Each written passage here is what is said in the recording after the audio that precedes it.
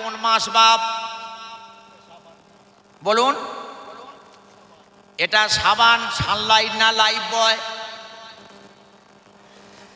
এটা শাবান, শাবান তাসাউন, প্রসারিত হওয়া, বিচ্ছিন্ন হওয়া। এটা ইম্পর্টেন্ট মাস না ইম্পর্টেন্ট মাস নয়? আপনি বলুন এই মাসে একটা রাত আছে, ওই রাতটার নাম কি বলুন? এই সবাই বলুন। শবে বরাত। এইবার শিখবো। যদি আলেম থাকেন, মামা থাকেন, মুফতি থাকেন, কারি থাকেন, please come here, don't discuss in the back, face to face will come here. আপনি সামনে আসবেন। কি আপনাদের শেখালো এইটে শবে বরাত? সব হচ্ছে ফার্সি শব্দ, হ্যাঁ, আর বরাতও ফার্সি শব্দ। বরাত তিনটে ভাষা হয়। হিন্দিতে বরাত মানে বরযাত্রী দল, যা লোকাত খুলে দেয়। আর একটা বরাত হচ্ছে রেফারেন্স, অ্যালটমেন্ট, বন্টন, ভাগ্য। তাহলে শবে বরাত যেটা বলা, এটা সব হচ্ছে ফার্সি শব্দ। বরাত মানে ভাগ্য। তাহলে শবে বরাত মানে কি হলো? ভাগ্যের রাতে বলে পিয়ারা মালেরা সারা জীবন ভর নামাজে ধার ধারে না, 5 ওয়াক্ত নামাজে যায় না, পাইকারি নামাজ পড়ে শুক্রবার দিন। এমাল ভাগ্যের রাত মনে করে ভালো রকমে আতর সেন্ট মেখে স্ত্রী করা জামা পরে মসজিদে ঢুকে গিয়ে টোলে টোলে 1-2 পর্যন্ত নামাজ পড়ছে। ফেরেশতা বলে আল্লাহ রে করি কি? এ মাল তো চোখ লাল হয়ে গেছে, টলছে, তবু তোমার স্মরণ করছে, এর নামটা কোথায় রেখে দেব? আল্লাহ বলেন ফেরেশতা রে, ওর নামটা লিখে রেখে দে খাতার পিছনে। কোথায় লিখবে খাতার? ও মাল 5 ওয়াক্ত নামাজ পড়েনি, সারাদিন দেখি ওর ফরজ নামাজ আপনি যদি না পড়ে নফলের দিকে যদি আগিয়ে যান, তুলো ধুনে দেবে না? দেবে না। সারা জিন্দেগি ভরে যত নফল আছে এক জায়গায় যদি করেন আর 1 রাকাতে ফরজ নামাজের সমতুল্য হবে না। কোন নামাজের গুরুত্ব দিতে হবে বাপ? ইমাল ফরজের নামাজে ধার ধারবে না, ওই নফল গিয়ে টানাটানি করবে। নবী বলেন ফরজ নামাজের যদি কোনো ঘাটতি হয় নফল দিয়ে পূরণ করা হবে। তুমি তো ফরজ পড়লে না, তো নফলটা কোন জায়গায় যাবে বাপ? কথা বুঝাচ্ছেন? তারপরে এই নয় যে আপনি ওই নামাজ পড়বেন, অবশ্যই আপনি পড়ুন। বলার উদ্দেশ্য ফরজ হুকুমটা, আল্লাহর ফরজ হুকুমটা আপনি তামিল করুন। ফরজটা আপনার। ইন্নাল্লাযীনা আমানু ওয়া আমিলুস সালিহাত ওয়া আকামুস সালাত ওয়া আতাবুজ যাকাত লাহুম আজরুহুম ইনদা রাব্বিহিম ওয়া লা খাউফুন আলাইহিম ওয়া লা হুম ইয়াহজানুন। ইন্নাল্লাযীনা আমানু ওয়া আমিলুস সালিহাত, ওরে তোমাদের মধ্যে যারা ঈমান এনেছে, ভালো কাজ করেছে। ভালো কাজটা কি? ওয়া আকামুস সালাত, নামাজ কায়েম করেছে। ওয়া আতাবুজ যাকাত, যারা যাকাত দিয়েছে। লাহুম আজরুহুম ইনদা রাব্বিহিম, তাদের প্রতিদান তাদের প্রতিপালকের নিকট আছে। ওয়ালা খাউফুন আলাইহিম ওয়ালা হুম ইয়াহজানুন, আল্লাহ বলছে তাদের কোনো ভয় নেই আর তারা দুশ্চিন্তায় ভুগবে না। তাহলে ঈমান আনলে, ভালো কাজ করলে, নামাজ পড়লে, যাকাত দিলে আমাদের কোনো ভয় থাকবে? তাহলে আপনি ঈমানটা নিয়েছে কি নামাজ পড়েন না, কি হবে? বেকার। জলসা জুলুসুল হরদম হচ্ছে, কিন্তু দেখবেন ফজরের নামাজে যে দুজন, সেই দুজন 80 ব্যাকগ্রাউন্ডে ফিরে আবার সোনা চাঁদের আতালে এই মাসে আল্লাহ পাক এমন একটা দিন দিয়ে রাত দিয়েছে, বান্দার গুনাহকে আল্লাহ ক্ষমা করার জন্য প্রস্তুত হয়ে আছে। কোরআনে আয়াত পড়েছি, কুল ইয়া ইবাদিয়াল্লাযীনা আসরাফু আলা আনফুসিহিম লা তাকনাতু মির রাহমাতিল্লাহ ইন্নাল্লাহা ইয়াগফিরুয যুনুবা জামিআ ইন্নাহু হুয়াল গফুরুর রহিম। এটা আমার কথা না, কোরআনের কথা বা? হে আমার বান্দারা, তোমরা যারা নিজেদের প্রতি জুলুম করেছো, অন্যায় অন্যায় করেছো, অবিচার করেছো, লা তাকনাতু মির রাহমাতিল্লাহ, আল্লাহ বলছে আমার রহমত থেকে তোরা নিরাশ হয়ে যাস না। ইন্নাল্লাহা ইয়াগফিরু যুনুবা জামিআ, আমি আল্লাহ সব গুনাহকে maaf করে দেব। তাহলে আল্লাহ গুনাহ maaf করার জন্য প্রস্তুত হয়ে আছে না নেই? আর বান্দার গুনাহকে maaf করতে আল্লাহ সবথেকে বেশি ভালোবাসে। তাহলে সামনে যে শাবান মাসে যে রাতটা আছে, এই শাবান মাসে হাদিসের নামটা কি রাখা হলো? হাদিসে কি নাম? লাইলাতুন নিসফি মিন শাবান, শাবান চাঁদের মধ্যরাত, এটা হাদিসে আছে। এইবার আসুন এই রাতটার নাম কি হবে? মোল্লা আলী কারি রহমাতুল্লাহ আলাইহি মিরকাত কিতাবে ৩য় খণ্ডে ১৯০ পৃষ্ঠা লিখেছে, হিয়া লাইলাতুন নিসফি মিন শাবান ওয়া হিয়া লাইলাতুল বারাত। কি বলবেন?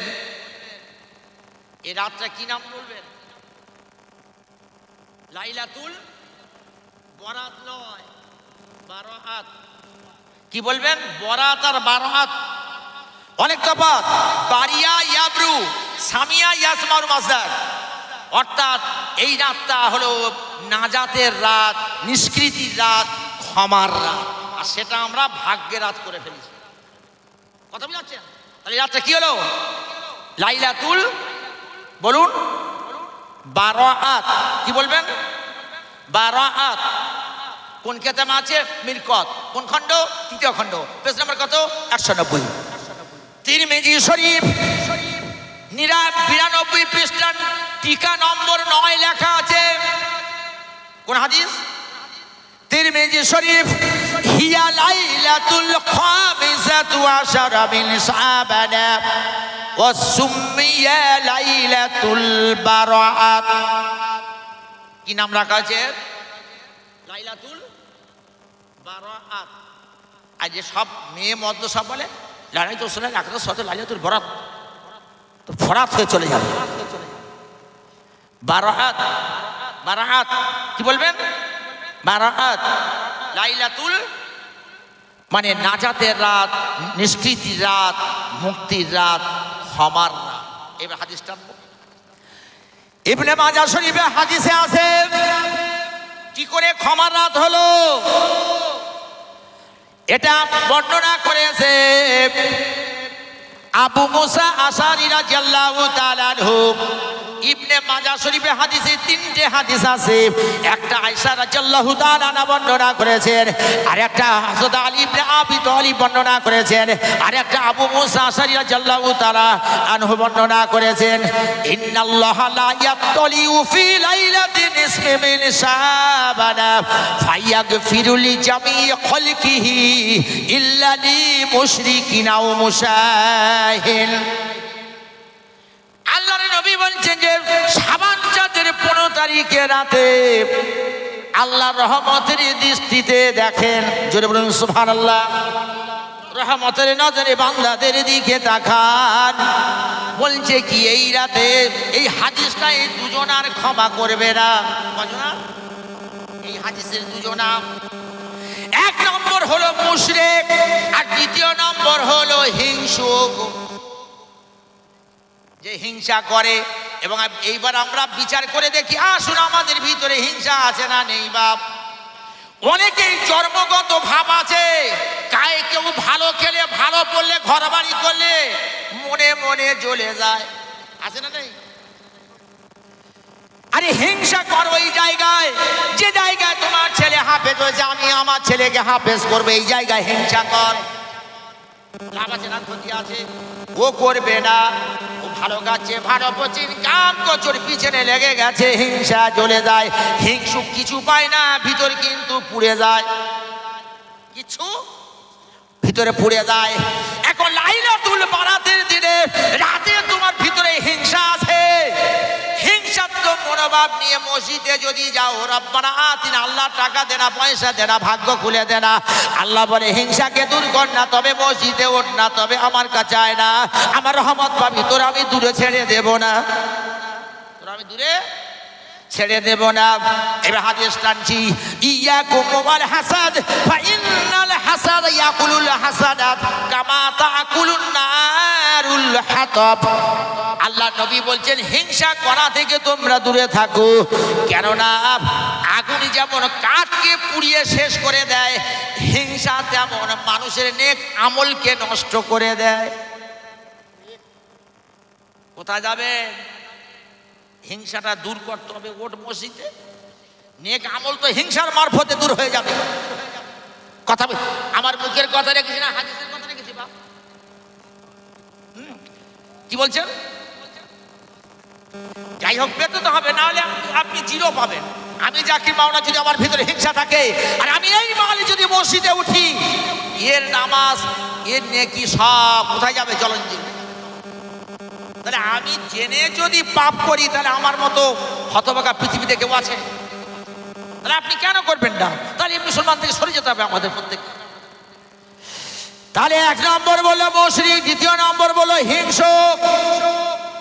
মেশকাতে সারা মাজারে হক জাদিদ এই কেতাবে লেখা আছে, এই রাতে 10 জনের ক্ষমা আল্লাহ করবে না। তাহলে ইবনে মাজাহ শরীফ হাদিসে কিতাবুস সালাত অধ্যায় একটা হাদিস বললো মুশরিক আর হিংসুকদের আল্লাহ ক্ষমা করবে না। আর মেশকাতে শরাব মাজারে হক জাদিদের ভিতরে লেখা রয়েছে 10 জনের আল্লাহ ক্ষমা করবে না। কজনের বাপ? 10 জনা বলে দিলেন। এক নম্বর বলে দিলেন কি, যে শিরক করে, যে যেমন আমরা পড়ি ইয়াকা নাবুদু ওয়া ইয়াকা নাস্তাঈন, सिर्फ तेरी ही इबादत करते हैं और सिर्फ तुझी से मदद चाहते हैं। The do you worship and think that we seek in the world, আমরা তোমার ইবাদত করি, তোমার কাছে সাহায্য চাই। এখন এইতে যদি কোন মানুষের ইবাদতে যোগ্য করে নাও, মানুষের উপরে ভরসা করো, মানুষকে সৃষ্টিকর্তার মতো তাকে সম্মান দেখাও, তাহলে এটা কিসের গুনাহ হবে? আল্লাহ বলছে ইন্নাল্লাহা লা ইয়াগফিরু আন ইউশরাকা বিহি ওয়া ইয়াগফিরু মা দুনা যালিকা। আল্লাহ বলছে শোনো বান্দারে, আমি সব গুনাহ, শিরকের গুনাহ আমি maaf করব না, এছাড়া অন্যান্য গুনাহ আমি আল্লাহ maaf করে দেব। ওয়া মান ইউশরিক বিল্লাহি ফাকাদ ইফতারা ইসমান আযীমা। আল্লাহ বলছে যারা শিরক করে বড় ধরনের পাপ তারা করলো। তাহলে ক নম্বরে রাখলো? এক নম্বরে কি রাখলো? যারা শিরক করে। আরে অনেক শিরকের ধারাবাহিকতা আছে। এই রাতে আল্লাহ ক্ষমা করবে না, কিন্তু আল্লাহ বলছে না রে, না না না, শিরককারীদের ক্ষমা আল্লাহ অবশ্যই করবে যদি তারা তওবা করে নেয়। যারা তওবা করে, খালেস দিলেতে তারা যদি তওবা করে দেয়, আল্লাহ বলছে তওবার মাধ্যমে আমি শিরকের গুনাহ আমি আল্লাহ ইচ্ছা করলে maaf করে দেব। এইজন্য কল আকবারুল কাবাইরিল ইশরাকু বিল্লাহ, কাবিরা গুনার মধ্যে সবথেকে বড় গুনাহ হলো আল্লাহর সঙ্গে শিরক করা।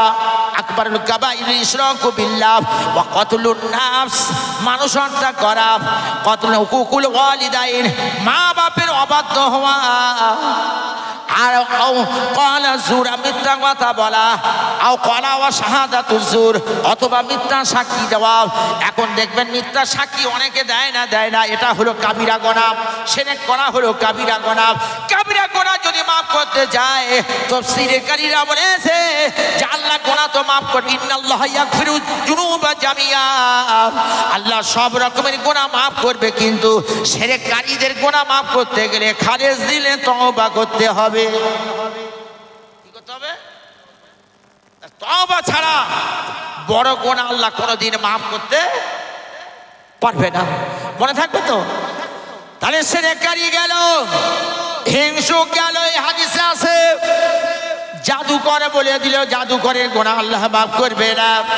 যদি খালেস দিলে তওবা করে, আত্মহত্যাকারী এদেরকে আল্লাহ মাফ করবে না। চগলখোর, গীবতকারী, পরনিন্দাকারী এদেরকে আল্লাহ মাফ করবে না।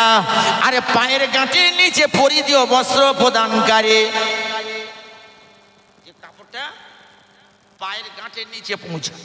অনেক মাল আছে মসজিদে নামাজ পড়তে যাই তো, কালকে শুক্রবার দিন, ওরে সর্বনাশ, যারা 5 ওয়াক্ত নামাজ পড়ে প্রথম কাতারে চান্স পাবেন।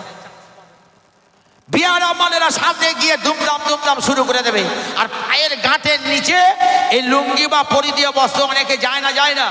রব্বানা আতিনা, আল্লাহ নামাজকে কবুল কর। আল্লাহ বলে কাপড়টা তুলে পড় না, কাপড়টা তুলে পড়।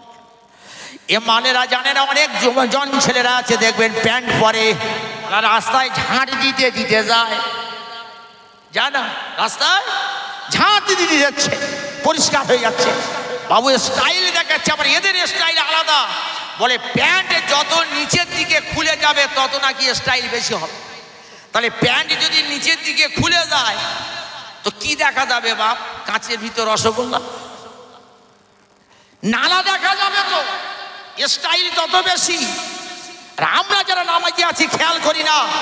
ইমাম সাহেব একটাইতে বিহাজের ইমাম বলে দাঁড়িয়ে গেলাম, যে কোন দিকে লক্ষ্য আর পায়ের গাঁটের পরিধেয় অবস্থা কোন দিকে যায় তারও খেয়াল রাখি না। এই হাদিসে মাজারে হক জাদিদের মধ্যে উল্লেখ করেছে, পায়ের গাঁটে পরিধেয় বস্ত্র প্রদানকারী আল্লাহ মাফ করবে না। তবে ওই রাতের জন্য শুরু করবেন না সব সময়ের জন্য করবেন? সব সময়ের জন্য এইটা আমল করবেন, যেন আমাদের পরিধেয় বস্ত্র যেন পায়ের গাঁটের নিচে পৌঁছে না যায়। আল্লাহ নবী আর মাজারে হক জাদিদের মধ্যে উল্লেখ করলেন, এই রাতে যারা মা বাপের কষ্ট দেয়, মা বাপের মনে আঘাত দেয়, মা বাপের গালিগালাজ করে, মা বাপের অন্তর সিদ্ধ করে দেয়, এই রাতে আল্লাহ পাক ক্ষমা করবে না। জন যুবক ছেলে যারা আছেন, মা বাপ হলো ওস্তাদ গুরু, বাপ হলো পরম পীর, তবে ওই রকম বাপ নয় যে বাপ 5 টাকা পেপসিকে রাস্তায় শুয়ে থাকে ওই মাল, ও মাল নয়। নেককার ইমানদার বাপ, এইরকম দাড়িওয়ালা, পাকা দাড়িওয়ালা বাপ, যে ইমানদার পরেশগার বাপ, সন্তান যদি ছেলের মুখের দিকে তাকায়, আল্লাহ নবী বলছেন ও তাকানোর পরিপ্রেক্ষিতে আল্লাহ পাক একটা মকবুল হজের সওয়াব দান করে দেবে। কার দিকে তাকালে? অনেক যা ছেলে আছে দেখবেন শাশুড়ির ভাত দেবে, শ্বশুরের দেবে, কিন্তু বুড়োর বাপে এক মুঠো ভাত দিতে কণ্ঠিত। আর ওই মাল একেবারে ইস্ত্রি করা জামা পরে লাইলাতুল বারাতের রাতে তুমি মসজিদে ধূপকাঠি নিয়ে আতর মেখে একেবারে কেঁদে কেঁদে দোয়া করছে, তোমার বাপের চোখের পানি পড়ছে ঘরের ভিতরে বসে বসে। তোমার দোয়া তো আল্লাহর কাছে কবুল হওয়া খুব কঠিন। এই রাতে এদেরকে আল্লাহ ক্ষমা করবে না। আরো অনেক আছে, কথা বুঝাচ্ছেন? এ বললে শেষ হবে না। তবে এদেরকে মানে করতে গেলে, এই ময়লাগুলো যদি দূর করতে গেলে তাহলে আগে থাকতে তৈরি হতে হবে না, হবে না। আপনি যদি হাকিমের কাছে যান, ম্যাজিস্ট্রেটের কাছে যদি আপনার কোনো কল এসে যায় যে ওই দিনে কোর্টে হাজির হতে হবে, আপনি ময়লা জামা পরে কোর্টে উঠতে পারবেন? হাকিমের কাছে দাঁড়াতে পারবেন? এটা যদি দুনিয়ার ক্ষেত্রে হয়, তো বড় হাকিমের কাছে যখন আপনি দাঁড়াবেন, তাহলে আপনার ভিতরে ময়লা থাকলে হাকিম তোমার দিকে লক্ষ্য দেবে হ্যাঁ না, আল্লাহ রহমতের নজরে তোমার দিকে তোমার কোনোদিনে পড়বে না। এই জন্য ময়লাগুলো আগে থাকতে সাফ করে মসজিদে ওর, তাহলে মুমিন বান্দার উপর আল্লাহর রহমতের ঢাল নেমে যাবে। কথা বুঝাচ্ছেন? তাহলে এখনো সময় আছে। এর ভিতরে আমাদের ভিতর থেকে যত ময়লা আছে ইনশাল্লাহ দূর করব। আর বেশি বেশি করে কি করব? তওবা করব। কি করব বাপ? তওবা করব। সবাই তওবা করবেন। রাসূলুল্লাহ তওবা করতেন না, করতেন না? প্রতিদিন মুসলিম শরীফে হাদিসে আছে, ইয়া আইয়ুহান নাস ফাইন্নী আতুবু ইলাইহি, আল্লাহ রাসূল বলছেন আমি প্রতিদিন কি করতাম? মিয়াতি মাররা, 100 বার করে আমি তওবা করে থাকি। তাই রাসূলুল্লাহ যদি প্রতিদিন 100 বার করে তওবা করে, তাহলে আমাদের মতো যন্ত্রদের কত তওবা করা দরকার? খুব খেয়াল রাখবেন আমার সোনার চাঁদেরা। হাত জোড়ো করে অনুরোধ করে আমি আপনাদের বলে যাচ্ছি, একবার জোরে তাকবীর দিন, নারে তাকবীর। আরো জোরে আওয়াজ দিন, নারে তাকবীর।